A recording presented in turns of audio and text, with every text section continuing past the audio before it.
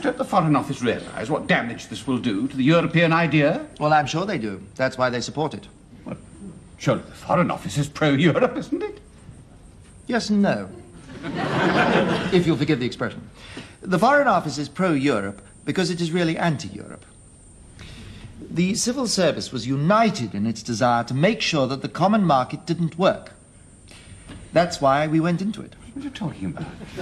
Minister, Britain has had the same foreign policy objective for at least the last 500 years, to create a disunited Europe.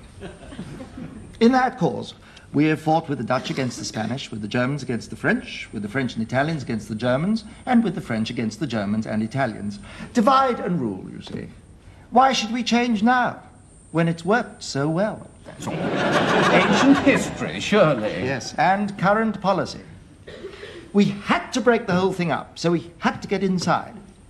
We tried to break it up from the outside, but that wouldn't work. Now that we're inside, we can make a complete pig's breakfast of the whole thing. Set the Germans against the French against the Italians against the Dutch. The Foreign Office is terribly pleased. It's just like old times. Surely we're all committed to the European ideal. Really, Minister? If not, why are we pressing for an increase in the membership?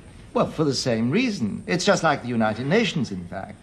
The more members it has, the more arguments it can stir up, the more futile and impotent it becomes. What appalling cynicism. Yes. We call it diplomacy, Minister.